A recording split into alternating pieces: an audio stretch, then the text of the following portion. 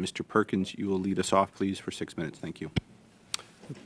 Thank you, Mr. Chair, and thank you, witnesses. I just say on a personal note, last night at 10:30 was the 26th anniversary of the tragedy of Swissair flight downing and crash in my riding up near Peggy's Cove, where over 200 individuals died, and it's still a trauma for many people in the riding. I'd just like to acknowledge that and all the people in my riding that are still suffering from that and the families who lost loved ones. In your opening, you mentioned that the SDTC announcement, otherwise known from our side as the Green Slush Fund, was announced on June 4th, basically within hours of the release of the Auditor General's report on the Green Slush Fund, conflicts of interest, and misuse of taxpayer money. Was the Minister or the Minister's office, the Minister of Industry, Minister's office, and or the Deputy Minister in touch with NRC before that announcement for this transfer? Mr. Chair, the NRC would have been involved at a working level in terms of options that I assume the department was considering for SDTC sometime in the spring of that year. And so, yes, we had interaction with the department officials on the announcement. Obviously, we had to think about it from a planning point of view and prepare ourselves for the day it was announced and get on with the transition that was planned. So before the Auditor General's results are out, the Minister was talking about the transition to you. Did the Minister or his staff meet in that preparation with your department? So, Mr. Chair, the advice or interaction with the Minister on the file didn't involve myself or any of the staff at the NRC. So we would work through the department on any material they were looking for from us in regards to the consideration of that. Options that may well have been considered or advice given. We didn't have any visibility to that directly. It's not our role to advise. Obviously, we're there to support the portfolio and the Minister. If they assign us a job and want to assess it, then we can help them undertake that work. And were there any meetings with the Prime Minister's office or the Privy Council office in that preparation? So I can't speak to any meetings that I'm aware of that I was involved with or any staff that I'm aware of directly with the Prime Minister's office in regard to the transition. I can assume because matters that relate to the way government's organized, there could have been working level contacts on, like we call machinery business, looking at options that could be considered. But again, that's something that I wasn't involved in directly. My understanding, I think from your presentation and the releases, this is being wrapped into the IRAP structure, governance structure within the NRC, at least for the next year, with an acting board of 3 former public servants, I believe. Do they all report to you, Mr. Lisk? So, because you have a governance structure for IRAP that reports to you, am I correct? So currently, SDTC has its own structure, and it has the board members that you're talking about. We have our own operating structure as IRAP, which lives inside of the NRC. When the transition happens, the SDTC structure will be collapsed eventually, and IRAP will take over operations of the program, and also all of the staff will come to implement those operations. And so to answer your question, we do not have a relationship with SDTC in the way you're describing. The board It's still operating independently under those 3 acting board members. That is correct. Are you working with management, I presume, and the acting CEO on the transfer? Yeah. Mr. Chair, just to be absolutely clear, because I appreciate the question that's being asked. So the interim board does not report to NRC in any manner. We work with the interim board representing the foundation. We work with the staff at SDTC on the transition planning. But the interim board will, again, wind up its activities when the foundation's wound up. And then once we've taken over the program, there's no ongoing relationship between us and the interim board. And they that'll don't be- report to us. They're not going to become part of our reporting structure. The foundation won't exist as far as the ongoing programming is concerned. And the governance of all of that will exist sort of the way IRAP is done now, right? Okay. Yeah. So when I look at the IRAP governance structure, I see very little accountability to Parliament. In fact, I see none. That IRAP board is not governor and council appointed. It's appointed by the members of NRC. I presume when I read it, it's under Mr. Lisk. He has the responsibility for appointing the board members. And there is no publicly available information that I can see in disclosures of where that money goes on those individual donations. When I go to the SDTC site, I can see everything they've done since their inception. So is it the intent that the IRAP governance structure, where nothing is transparent to the public or accountable to Parliament, is what will be what this will evolve into? So, Mr. Chair, by delivering the program through NRC IRAP, all of the transparency and disclosure requirements that apply to any federal organization will apply, which means funding will be proactively disclosed as it is. The Financial Administration Act will apply. Decisions will be made by the employees of the organization, in this case, as they've been made in NRC IRAP since its inception. So they're made by professionals, they're made by public servants. Thank you. That is your time, Mr. Perkins. Thank you, Mr. Davies. Turning now to our next member, Mr. Weiler, you have the floor for 6 minutes, please. Thank you, Chair. And I do want to thank Mr. Davies and Mr. Lisk for joining our committee today as we continue our study on SDTC. I want to pick up a little bit on where Mr. Perkins was going with his questioning. This will be very helpful for us. So in June, when the minister announced that SDTC was going to be transitioned under the NRC, I think it would be really helpful for us to learn about what's going to be different and what to expect. So would SDTC still be classified as an arm's length organization, or does this transition under the NRC, which is a Government of Canada organization, change that? So, Mr. Chair, subsequent to the transition, there will no longer be an arm's length organization that's in charge of the funding. That's going to be transferred to us, and then we'll be delivering for sustainable development technology development purposes and helping entrepreneurs. And the accountability and the structure that will exist will be the same that applies to a departmental corporation as we have it now with the NRC IRAP and all the financial administration, all the sort of public administration frameworks that are in application for departments that are common in our system, into audit committees, public disclosure, the financial administration of funds in the public service. All that will apply, and there'll be no arm's length body involved.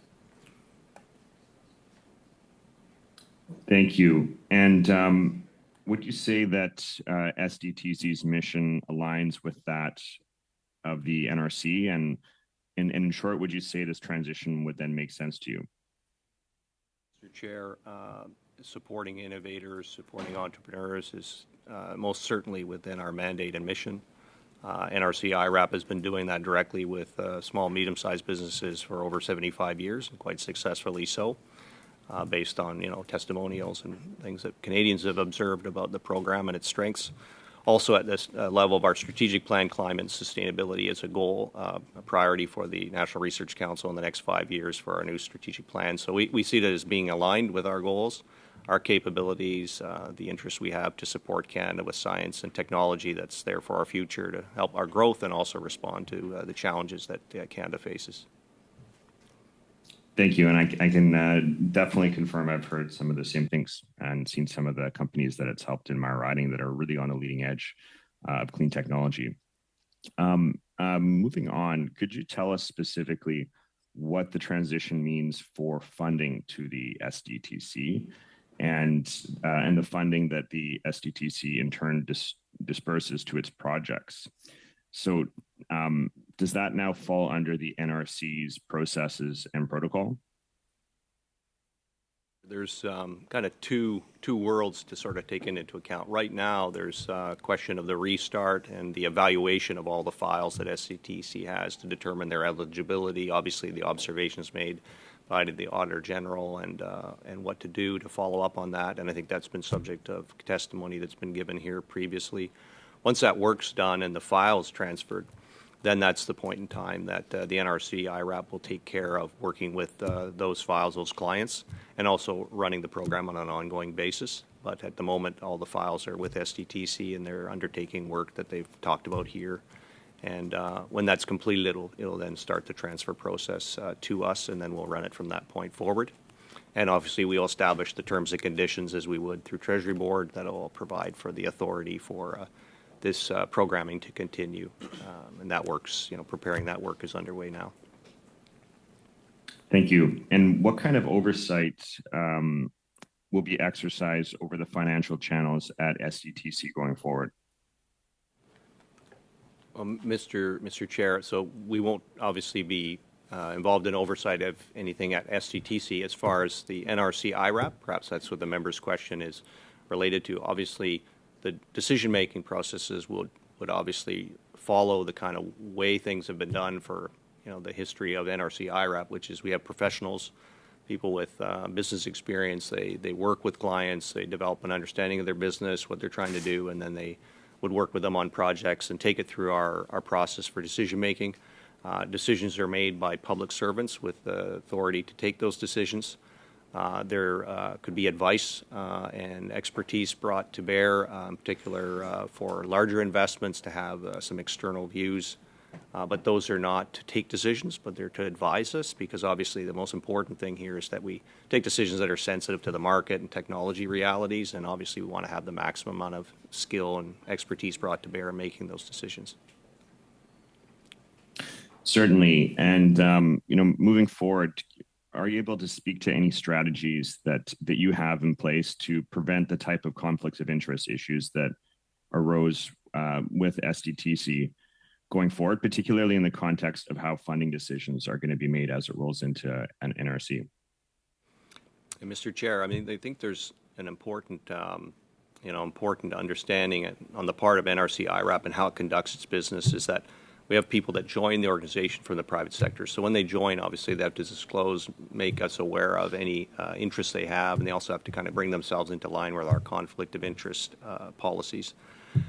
That's applied for our staff, because the most important thing is the perception of what they're doing and the reality, but perception is equally important. So we have a process undertaken with our staff to ensure they disclose what they need to under our policy, and then they can conduct their business with their clients without someone having a question of whether things are being done in a fair way. And that's what's important. That's built into the system we have that relates to our employees, and that will apply in the case of employees that would join us from SDTC or that have any involvement in the SDTC programming in the future. Thank you very much. Suivant, c'est Madame Sinclair Desgagnés. Now we have Ms. Sinclair Desgagnés for 6 minutes, please. Thank you, Mr. Chair. Thank you to our witnesses for being here today.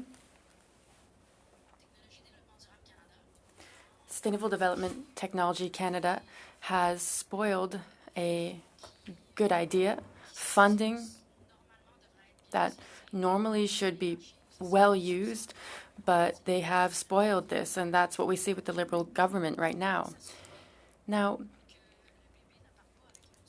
how can we ensure that we're not throwing the baby out with the bathwater when we have numerous projects that should exist and many companies depend upon this fund for their existence? There's an example of a company that was waiting for their second $100,000 payment that they should have got last March but didn't get it. They had to lay off 4 employees. Clients have lost trust in the company. There's a lack of competitiveness now. And so there are many companies that aren't doing well because of the greed of certain members of the board. And so how is the NRC going to manage this so that these companies receive their funding as soon as possible? I know that these projects are being assessed, but can we have some clear information? Because we need to be able to predict what's going to happen when we're waiting for money from the government. It's supposed to be very reliable funding. Because, yes, they're in the private sector, but they're waiting up on public funding. So what can they say to their teams, their clients, in order to have a certain amount of predictability? Do you have an idea of when these companies will receive the money that they're owed? The question, and it's important, and I mentioned it in our opening comments, that stability and predictability for the stakeholders, the companies that work with SDTC is very important. Obviously, we want to see the transition concluded within a year, and we are hoping to do it earlier than that. The question of the funding that a given company might well be waiting for now, I think that's obviously important, and it's with the SDTC organization and the interim board. They have to examine, they're spoken here about their reviewing the files, given that questions and observations have been raised in terms of eligibility in some cases and so on. So they have to complete that work, and so the restart work is not undertaken at the NRC at this time. We will take on the files once that is done. Files that are, valid, that conform to the contribution agreement. Those are the files that will be transferred to us. So, I think it's important. The member's question is very well understood in terms of needing to get this going, and for the companies that are waiting, the real need for them from a business point of view. But the restart is not something the NRC is directly involved when it's with the SDTC and its board and staff. Comment allez-vous vous assurer? How are you going to ensure that, I spoke of a certain case and you've mentioned conflict of interest, and I'm imagining if I talk about this, you're going to say that you have your own directives and that you're careful with this issue of conflict of interest. But so once SDTC will be integrated into the NRC, how will you ensure that these conflict of interest issues will not happen ever again? Earlier, we spoke and Mr. Lisk heard this. How will we ensure, that there are protections because people will want to take advantage of this funding? So how will NRC ensure that they're acting in a noble manner? I think it is, given the objectives the government has provided to us to run this program and restore public confidence. I mean, it's obviously weighs on us that we have to do this very well, do a solid job. I think, it has been observed in the previous testimony as to the nature of the foundation itself and its governance, and having obviously people from the sector, a small sector in Canada, particularly at its outset, involved in decision making and so on. That situation does not have a parallel in the NRC in the way we operate. Our decision making rests on people who are employees of the organization and professionals that work under the values and ethics, the conflict of interest, and really work on behalf of the public interest as part of a public organization. And I think, obviously, we take very seriously the need to run this program to the highest standards going forward. Merci, Monsieur Davies. Thank you, Mr. Davies. When you noticed several months ago that there were conflict of interest issues and the Treasury Board asked the departments to look at which employees were involved with this, did you do this with the NRC? Is always undertaken at the National Research Council. I mean, every time someone's hired, people have to also look at their activities and disclose where there's need to do so. So it's actually a living area of continuous improvement. Avez-vous identifié?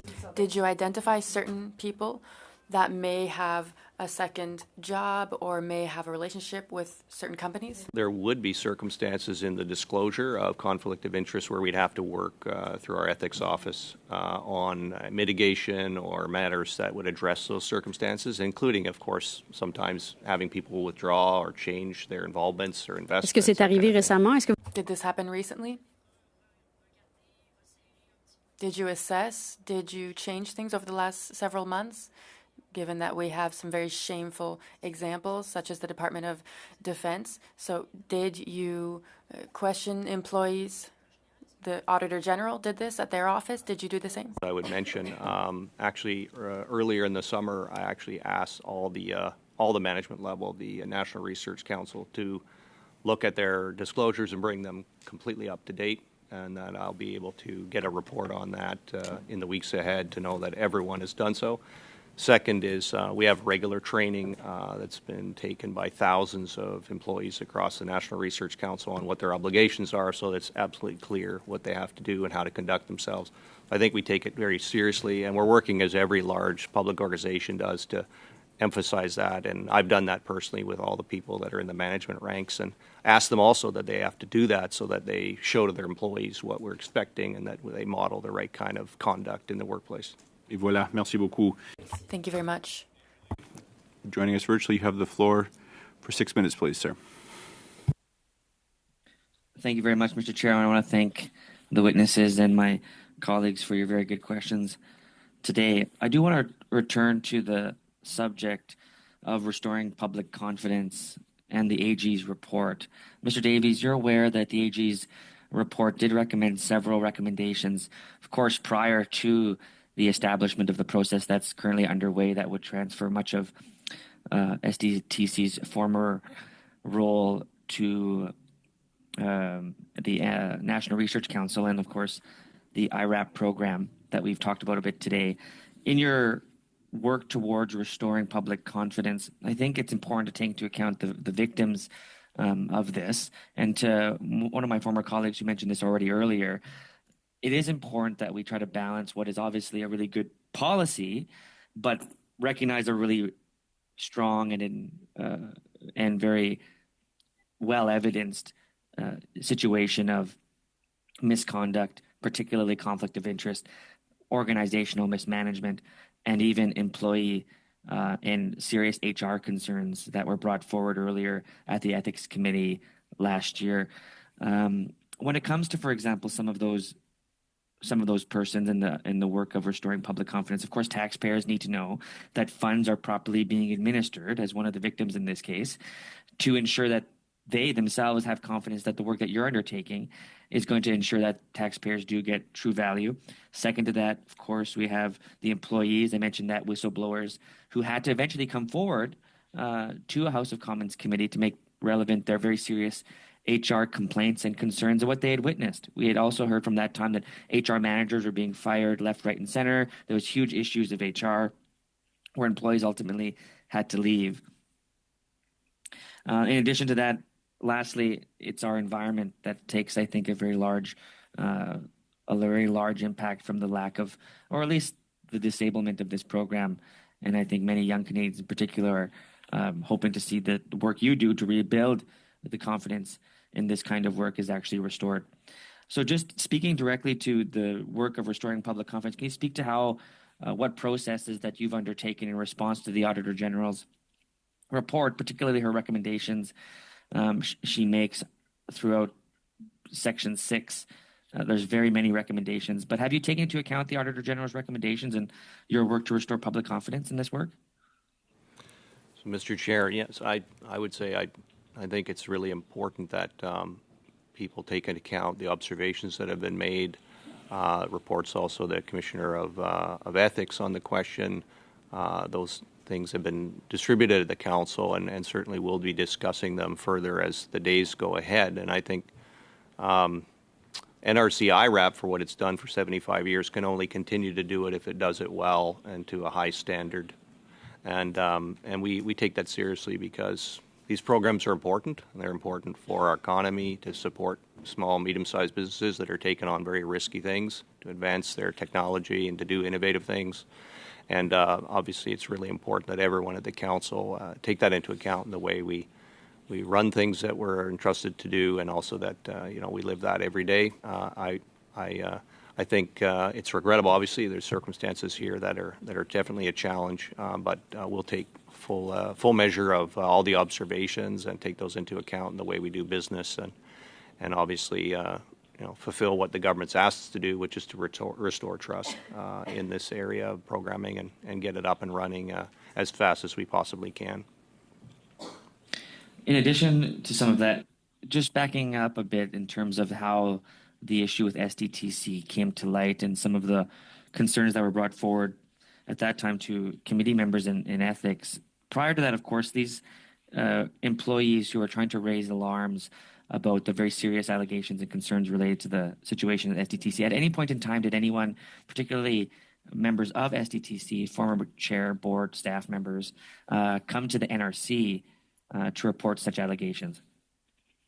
So, Mr. Chair, not to my awareness, do I have any information on that.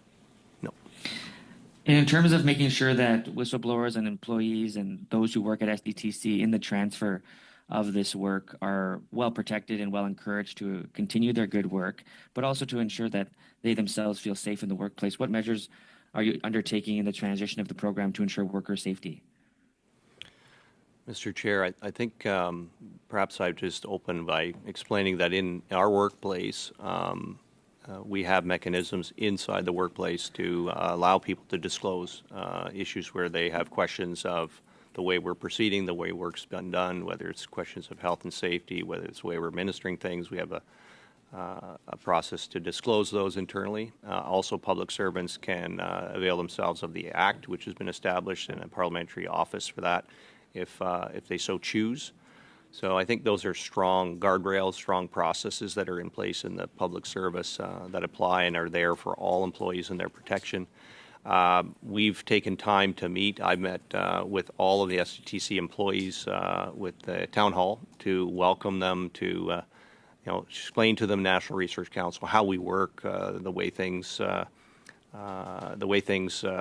proceed in the days ahead, and to open up strong lines of communication. It's very important that this group of employees are taken into account fully, and we obviously will be offering them offers of employment, and we want their expertise as well, so we can run this program in a solid fashion in line with its objectives to support sustainable development. Thank you very much, Mr. Thank Davies. you. I think And that is your my time, Mr. Deja.